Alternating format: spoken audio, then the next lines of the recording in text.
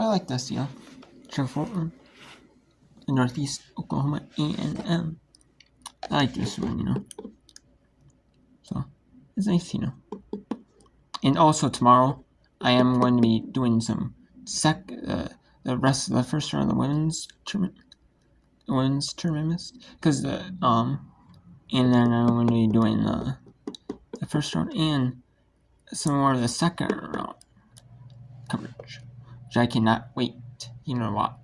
I love watching JC or watching women's wrestling, you know.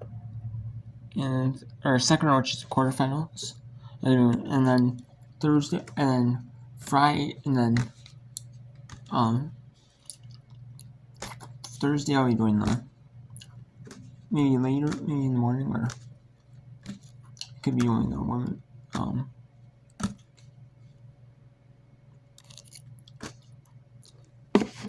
I could be doing the semis, you know, maybe. So we'll see. Yeah, this is exciting. No, can't wait. You know what? You know, women's wrestling. And also tomorrow I'm going to be doing the women's swim diving for Division 1. They have the tape delayed on ESPN News, so I'm watch the tape delay for premiere of that on ESPN News. So men's and swimming and diving, the women's swimming and diving championships. It's not the men's and swimming and diving, it's the women's swimming and diving. So I'm watching that tomorrow. That's all on ESPN. Their TV premiere, which is not the whole thing. It's maybe just like the final day, or you know, finals coverage, you know, pretty much, or maybe like the final day or two, you know, of coverage, you know, and it's really condensed down just to show like the championship finals, if there's any consolations, not the consolations, you know. I know it doesn't show everything, or it might just show highlights of like stuff like highlights of like diving events, you know, earlier days or from that same day, you know. We'll see how it goes, but typically I know that's how it is. These are all blowouts though, so Chipotle, Kirsten University, that's a blowout. So I don't know. Yeah, you know, is what it is. Let's see, Florida National Avenue Christian, Self-Development, Purdue for me. Let's bring in some of them. We have Merritt, Florida Avenue Christian, 11-10 Florida National. It's Purdue for me, 2017 South Alabama. Great defense there, Peyton. Oh, fantastic defense. And this is, in this game, hosted by Abilene Christian University can actually not host this game. They're hosting something else at their school. So this is, they brought the crowd to Hardin Simmons University for a really good game. And these fans are still traveling to Hardin Simmons. You know, Hardin Simmons has agreed to host, you know, split some of the ticket revenue maybe with this team. Maybe Hardin Simmons will pay you for the expenses, you know. They'll pay you for expenses, you know. And then on top of that, we'll give you whatever money is left, you know, after the split, maybe 50, you split 50% with the WNAT. And then we'll pay you for expenses at Abilene Christian. And the rest of the money, you know, we'll split it, you know, maybe 50-50, that the other 50%, you know. It's like a finance, so you still got money. Still send them to do that, you know.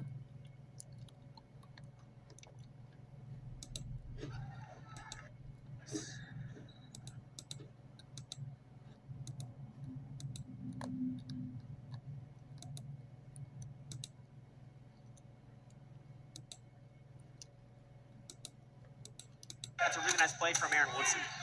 She's got another steal.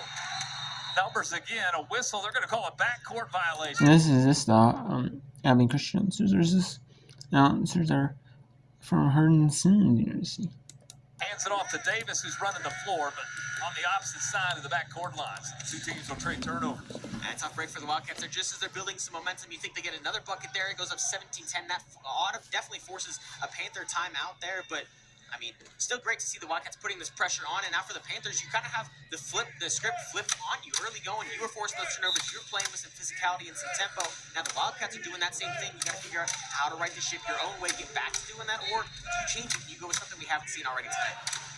Head coach Jessica Burks-Wiley, her 6th year with the Panthers. Trying to figure out this lineup again with no Paris Atkins tonight. 17 points a game from the senior. Who could be that second scorer for the Panthers tonight? James already a bucket. She'll pull here from 12. Got the nice friendly roll. Groman beats the defense. Beautiful find from the baseline inbound there. That's exactly what you have to do there. You got to take that long pass. You got to go make your layup. That's really just defensive lapse from the Panthers. Well, I love the pace here the first 8 minutes. We anticipated that FIU would full court press. Did not know how much ACU would, but they have done it heavily. Collins downhill, challenges, misses the first, not the second. Conference USA Player of the Year showing off. Great physicality as she got downhill. And we hadn't seen a lot of Collins. We haven't called her name much in the early goings here, but a nice bucket there. Davis back on the other end. ACU pushing, even how to make made baskets. Well, I'm loving this point guard on point guard. It's number 5 for each. Davis and Ferrer, both 5'6", very similar play styles. That matchup's going to be one that could make or break this game. Valero left side as we hit 60 seconds in our first quarter. Ferreira screen coming right. Back into the paint, pick and roll. Great execution of the pick and roll. Collins, the recipient. She's got 6 in the quarter. And a really nice job of Collins of being patient, not forcing it in the early goings here. Might not be touching it as much as she would like, but gets it on the high elbow, makes a nice dribble move down to the low block and knocks it in. Roman a 3 off the heel. Game clock, shot clock are just about the same. Panthers can hold for the final if they want to. Collins going to the rack. Too strong. Second chance, missed it, whistling a foul. The Panthers have floor extra, not holding the possession. Not holding it. So they're going to foul, so let's go to Purdue. Fort Wayne of the Horizon, hosting South Alabama out of the Sun Belt. They were under 500 going this year, 16-18. Presumably, do some teams opting out of these postseason tournaments, like Lindenwood. They were an opt-out of the postseason play. Lindenwood was, which is kind of surprising. And even Mercyhurst was really good in conference. Just they were number 2 seed, so they got the automatic qualifier. But you had some opt-outs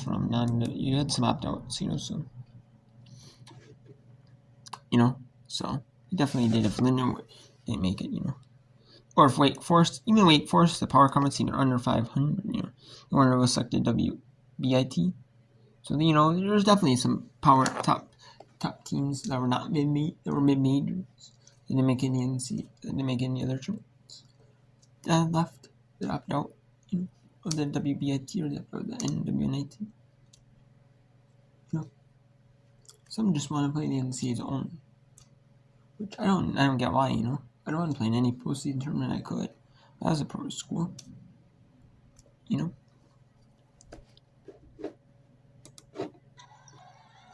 back it out. Under 10 seconds to go in the second quarter. The Penguins have had one buzzer beater already to beat a quarter. Can they make it another? Santoro, Hernandez pulls up her shot. Good off the window. Hernandez, good, and Youngstown, 24-17. Going into halftime. And now Grand Valley State blowing out Carson Newman. So might not focus too much on that. And Chipotle blowing out Northeastern Oklahoma A&M. But I guess we will. Let's go back to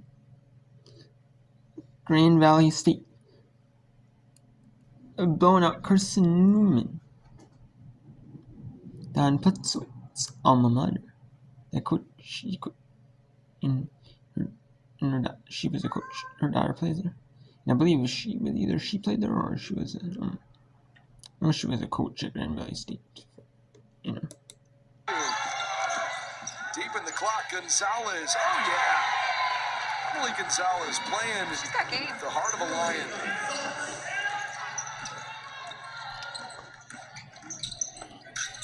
Grand Valley State from the right side. Cherney's three is off, and Steve and Plitzowite, the only two starters still on the floor. Neither have had explosive offensive days. Both have been good, steady presences again today. This is Gaitan carving from left elbow to right block. Spins it home. The bench just continues to produce in a big way. 28 bench points now and getting invaluable experience and playing time in the Elite Eight. The NCAA Division II finds leading. Gonzalez cutting to the hoop. Unfriendly rim. Even though Gonzalez couldn't finish there, she's doing all the little things. That great off-ball movement to be able to try and get this defense off guard. That goes on Penland, her first. First of the quarter. As Page checks out of the game. So we'll have these games should be done. This one should be done about 7 or a little bit before, or 8 Eastern, a little bit before 8 Eastern. This should be done maybe a little bit after 8 Eastern. And there will only be 3 games. When there's only 2 games, you know. But then there might be only 1 because there might be Florida National, Florida 44 game Florida National Nutrition. You know. Then there might be 3 because actually there will be 3 because you have Maurice Rogoman, Chipola, Maurice Youngson, and you have Urban Edge Network.net, Urban Edge Network.net. They'll show you Marion and the NAIA championships, basketball championship. I'm gonna do that, and then the rest of the tournament, the sixth round of 16, all the way to the final. I'll tell you who wins in that. I'll tell you that. I'll make a bracket video on that for the NAIA. You know, I always forget about the NAIA. But you know, since it's the final, so I figured why not get on the NAIA.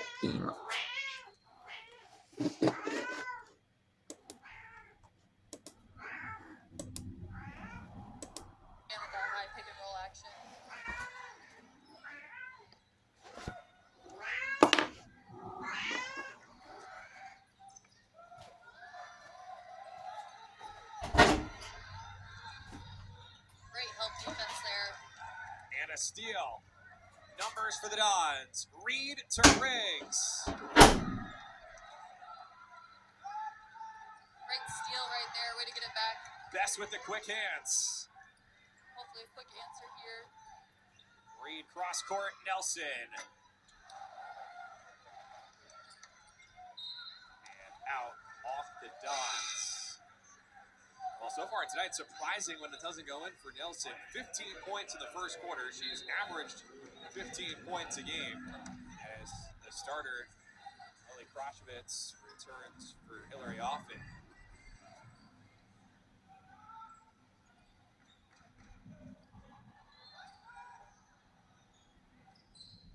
Well, if you follow the Dons, you had to expect that Nelson was going to have a big performance tonight, as that's now 6 turnovers committed by South Alabama. That's 6 more turnovers than Purdue Fort Wayne has. Yeah, and that's great defense right there, causing pressure, making them turn the ball over that way, getting a quick offensive possession again.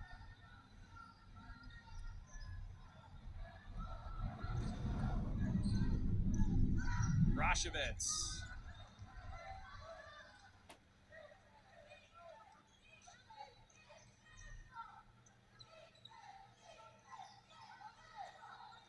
No one has scored yet in the quarter. And yet again, a takeaway for Jordan Reed. And she is explosive, but unable to finish. Don's bench wanted a whistle. Yeah, there was a lot of contact on that. So after The offenses were clicking in the first quarter. Different story in the second. That runner doesn't go. And after the Narcisse miss, the 5th offensive rebound for South Alabama.